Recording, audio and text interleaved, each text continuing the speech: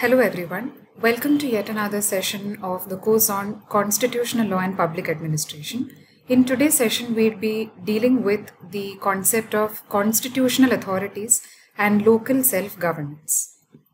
In this module, we'll be discussing a couple of authorities like the Comptroller and Auditor General, the Attorney General, Solicitor General and Advocate General, Election Commission of India, Union Public Service Commission and State Public Service Commissions. A couple of these authorities that I mentioned just now have been established through the Constitution. A couple of them are not.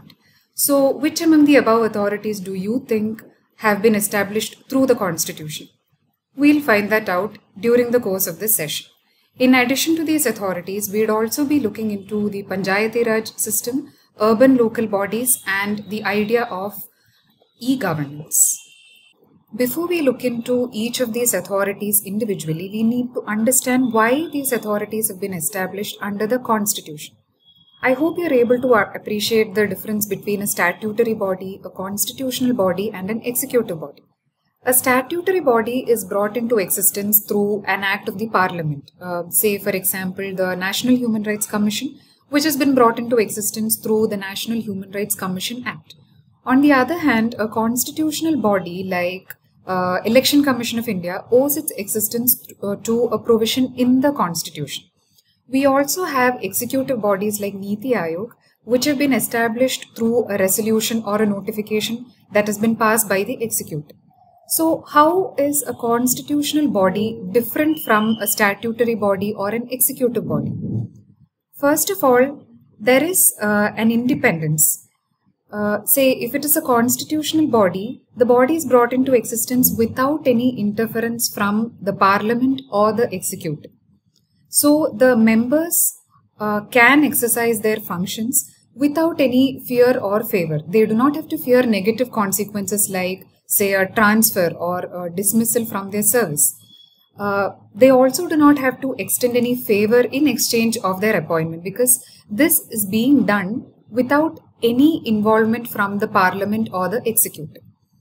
Secondly, since it is established through a constitutional provision, the terms of appointment, their tenure, their eligibility, their salary, all of these conditions are enumerated in the constitutional provision.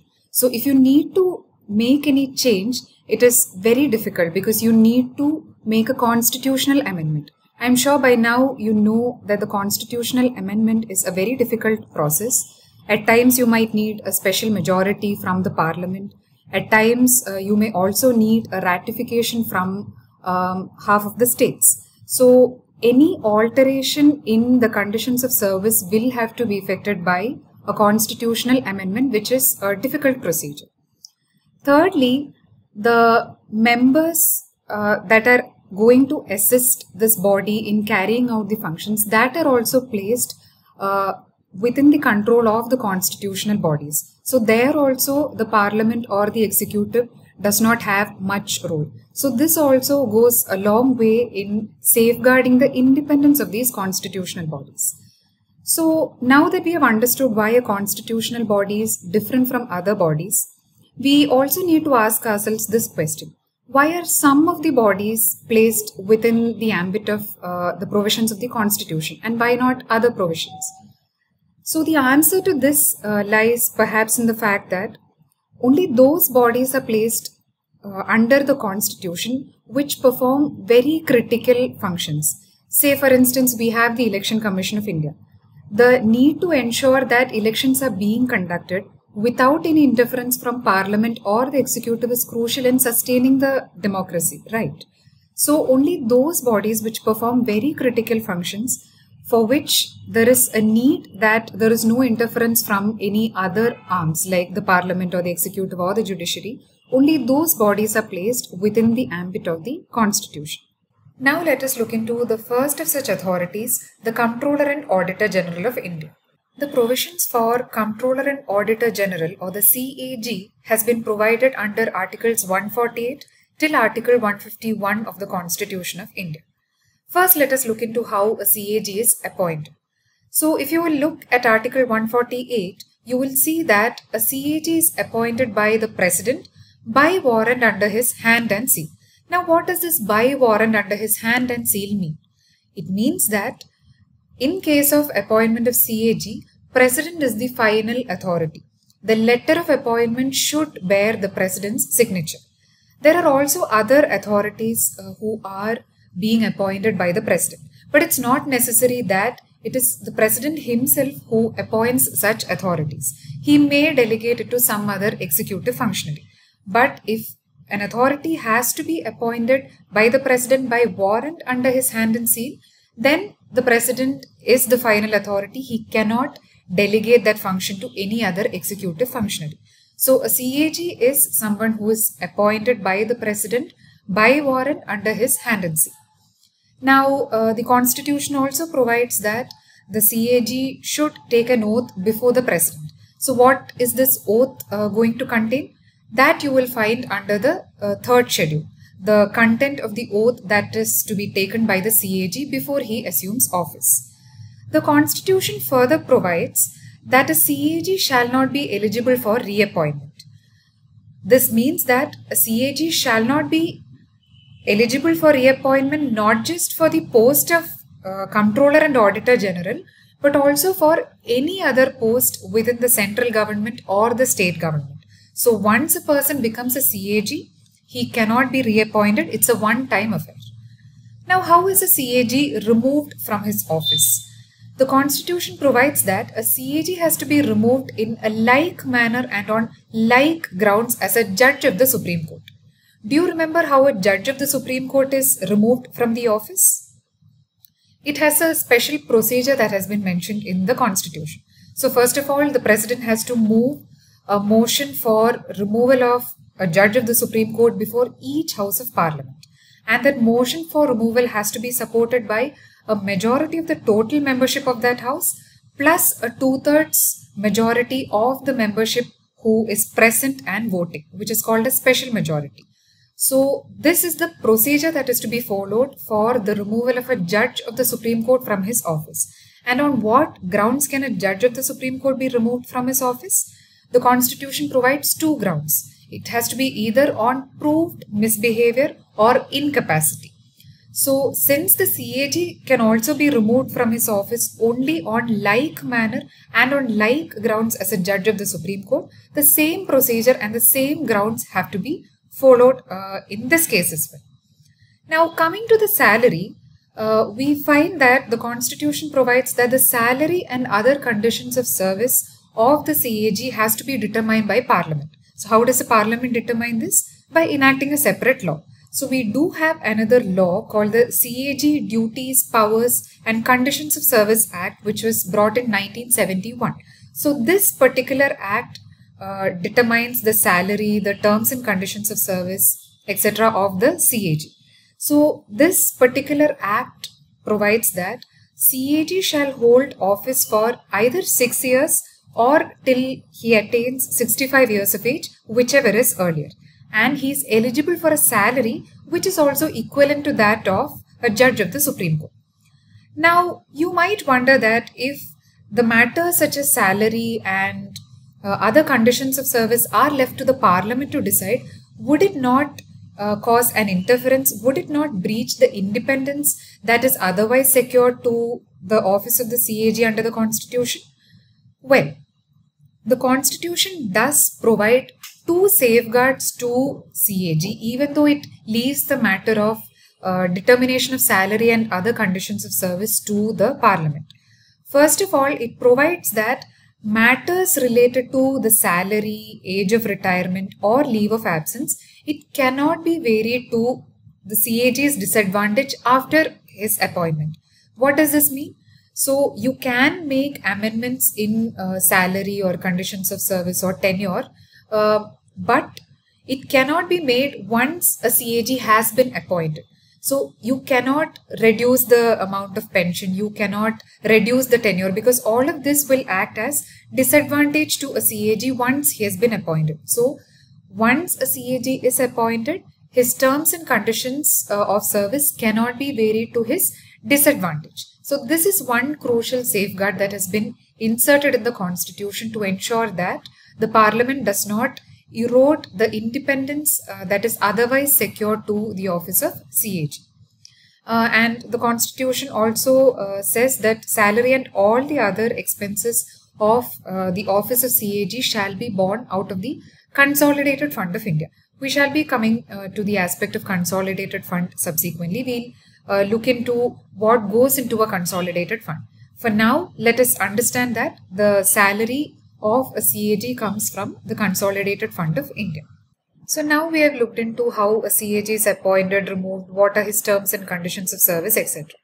Now let us look into what are the powers and functions that have been vested on a CAG under the Constitution. So the makers of the Constitution had intended the CAG to carry over the functions that were performed by an office called the Auditor General of India. So this is an office that existed prior to the coming into force of the Constitution. So the makers of the Constitution had intended that the CAG would perform functions which are similar to that of the Auditor General. But in the Constitution, we find that the powers and duties of the CAG have been prescribed in very broad manner. The details, say for instance, the scope of each of these powers and duties, the manner in which it is to be exercised, all of these has been left to the Parliament to decide.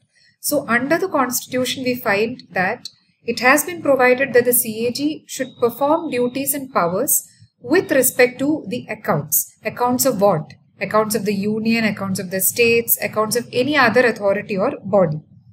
So this is the broadest manner in which the Constitution has laid down CAG's powers. Now the details of CAG's powers will be found in the statute that we discussed about earlier, the CAG Duties, Powers and Conditions of Services Act. In addition to this, we also find a hint about the powers and duties of CAG in two other provisions. One of these is with respect to the administrative powers of CAG. So the President has to frame rules to determine the powers, the administrative powers of CAG. So before doing this, the President has to consult the CAG. Similarly, the President also has to frame rules for the conditions of service of people serving in the Indian Audit and Accounts Department. Before framing these rules also, the President has to consult the CAG. So CAG has been vested with a power to be consulted before rules are framed for its administrative powers and before the conditions of service are framed for the Indian Audit and Accounts Department. Another function, a mention of which is found in the Constitution, is that the President has to consider the advice of the CAG in maintaining the accounts of the Union and States. So it says that the accounts of the Union and States should be kept in such form as the CAG prescribes. So President has to take the advice of CAG with respect to maintaining of accounts. So these are the broad powers and duties that we find in the Constitution. How it is to be exercised, what is the scope of these powers? These are to be found in the statute. So the Comptroller and Auditor General Duties, Powers and Conditions of Service Act 1971 sheds more light into what are the powers and functions of a CAG. The first set of functions that are to be performed by a CAG is with respect to accounts. So they have to prepare the accounts of the Union and States, they have to compile them and they have to submit it before the President, the Governor or the Administrator of Union Territories. So this is one set of functions. The second set of function is with respect to giving information and providing assistance to the Union and States on matters related to finances or accounts. The third set of function is with respect to audit. So this is a major function. They have to audit all the expenditure that arises from the government funds. So there are three types of government funds, as you might know. The Consolidated Fund of India, from which the government meets most of its expenditure requirements. The Contingency Fund, which as the name suggests is used for meeting all the unforeseen and unexpected emergency situations. So we also have the public accounts in which all the other public money that does not go into the Consolidated Fund of India will be received. So the audit of all these three government funds, the consolidated fund, contingency fund and public accounts, has to be done by the CAG. The CAG also has to audit all the other bodies or authorities which are substantially financed by the union government or the state governments. So this might also include the government corporations, the government companies, etc. So all of these authorities have to be audited by the CAG. We saw that the CAG has to prepare, compile and submit the accounts of the union and states to the president or the governor.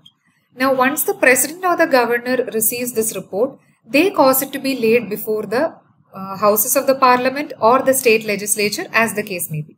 So this infuses an additional layer of accountability to the whole process of spending of public money.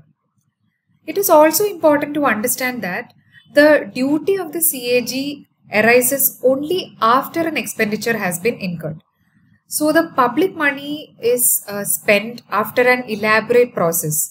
It is submitted before the parliament. There is an intense scrutiny of the parliament as to whether this expenditure is needed or not. So that duty is taken care of by the parliament. The CAG steps in only after an expenditure has been incurred to ascertain whether it has been made through proper channels, whether it has been made after following all the legal procedures, etc. So this is an important aspect that you need to consider in mind. The CAG steps in only after an expenditure of public money has been incurred. Now let us move on to the second constitutional authority, the Election Commission of India. Before we look into the details of Election Commission, we need to understand why do we need elections. The answer to this perhaps lies in the fact that it is the most democratic way of choosing the persons who should govern us. Voters are given the power to choose who will form the government and make laws and policies for them. Voters are not only given a power, but are conferred with a responsibility to exercise the power in a manner that will ensure that democracy continues to thrive. But it needs to be noted that merely because elections are there, it need not mean that the elections themselves are being conducted in a democratic manner. So what makes elections democratic? First of all, everyone should have the right to vote. The right to vote should not depend on financial status, educational background, or any other considerations such as caste, religion, class, or gender. It is also important that each vote has an equal value. It cannot be the case that a higher value is ascribed to a vote cast by a rich person or a bureaucrat, and a lower value is fixed for a person pursuing any other profession. There must be an equal value for each vote. Thirdly, there must be a real choice for the parties to an election. For the voters, there must be an option to choose from. Real choice here means that there should be more than one political party capable of forming a government and running the country, if they secure enough votes, of course. It cannot be the case that there are three political parties, A, B and C, but it's an open secret that party A will always win the elections. If elections are to be democratic in the real sense, there should be the possibility of change of power between political parties, offering the candidates an option to choose from. Fourthly, it is also important that elections happen regularly. So in some countries, you might have seen how the heads of the government have altered the provisions of their laws so that they can continue in power for 4 to 5 terms consecutively. This should not be the case if elections are to be happening in a democratic country. Elections should happen regularly. Lastly, it also is important that elections are free and fair. It should be free from any bias, influence or corruption, and it must be fair in all sense. Let us also look into the various stages of elections in India to better understand the role played by Election Commission in each of these stages. First of all, there is delimitation of constituencies. Now, the act of delimitation, that is demarcating of the boundaries of various constituencies, that is done by the Delimitation Commission. But the act of initiating the delimitation is done by Election Commission. For example, recently in the state of Assam, delimitation exercise was initiated by the Election Commission. So after receiving the request of delimitation from the Ministry of Law and Justice, the Election Commission directed the Chief Electoral Officer of Assam to coordinate with the state government to issue a ban on creating any new administrative units until delimitation was completed in the state. So, Election Commission also has a crucial role in initiating the delimitation exercise in each of the constituencies. Secondly, we also have the aspect of reserved constituencies. So, some constituencies are reserved for groups who might not be adequately represented in the legislature. For example, we have the scheduled castes, scheduled tribes, or women. So, some constituencies are reserved for people belonging to these communities. Only persons who belong to these communities can contest as candidates from these constituencies. Now, reserved constituencies are also declared by Delimitation Commission, but in doing so, they collaborate closely with Election Commission. The third aspect in the Indian elections is that of the voters list. So, in any election, the list of those who are eligible to vote are prepared much before the election and are published beforehand. So, this aspect is taken care of by the Election Commission. The official publication of voters list is a mandate that falls within the ambit of Election Commission. Fourthly, we know there are candidates who nominate themselves as candidates for each constituencies.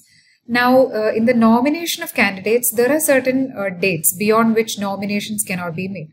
There are also dates beyond which candidates cannot withdraw themselves from the candidature list. So, these last dates of nomination and withdrawal of nominations, those are fixed by Election Commission. So, beyond these dates, you can't register yourself as a candidate, nor can you withdraw your name as a candidate from an election. Finally, there are also something called election campaigns that take place before elections. You might have all seen election campaigns in your constituencies. So, these are also regulated by election commissions. So, they fix the time period within which the election campaigns can take place, the manner in which election campaigns should be conducted. There are certain do's and don'ts that are there for election campaigns. So, it is the election commission which decides which of the activities are permissible, which of the activities are not permissible during an election campaign. Lastly, of course, there is the actual happening of an election in which Election Commission has a considerable role to play. We'll be looking into it in more detail in the subsequent section. So for now, I hope it is clear. The role of Election Commission, that is the role that it plays in each of the crucial stages in the election. Now let us look into what the Constitution of India envisages by the creation of the Office of Election Commission of India. So under Article 324 of the Constitution, you will see that the Constitution has vested a major duty on the Election Commission of India. This is the superintendence, direction and control of preparation of electoral rolls.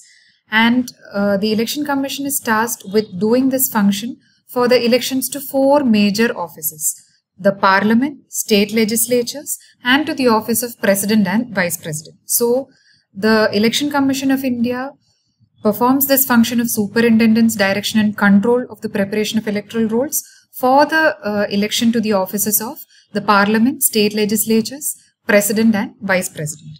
Now, the Election Commission of India consists of a Chief Election Commissioner and other election commissioners. Now, the Chief Election Commissioner is a permanent body. His tenure is a fixed tenure. He is a permanent body. And this Chief Election Commissioner is designated as the Chairman of Election Commission of India.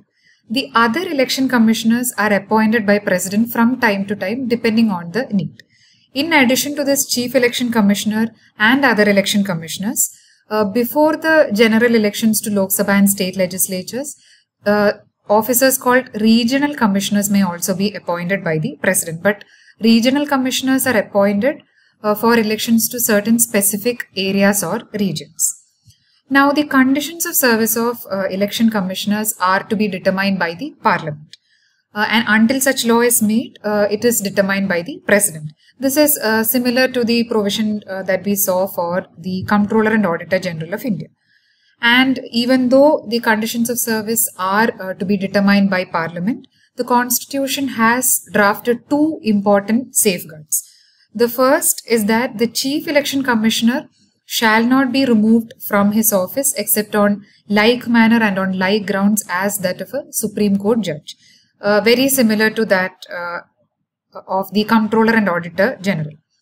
The second safeguard that has been provided to Chief Election Commissioner is that his conditions of service shall not be varied to his disadvantage once he has been appointed. These two safeguards are similar to those that we saw for CAG. Now, it is very important to note that these two safeguards are available only for the Chief Election Commissioner. When it comes to the other election commissioners, although they are appointed by the President, they are not clothed with the same safeguards.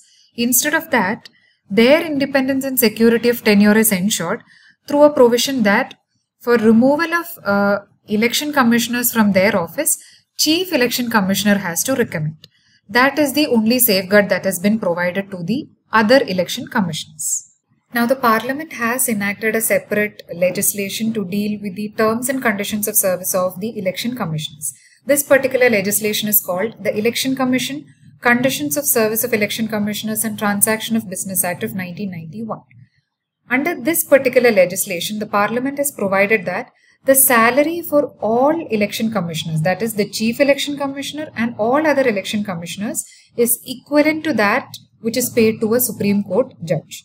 And all of them have a tenure of either 6 years of service or 65 years of age, whichever is earlier. And if the election commissioners have to tender their resignation, it is to be made to the President.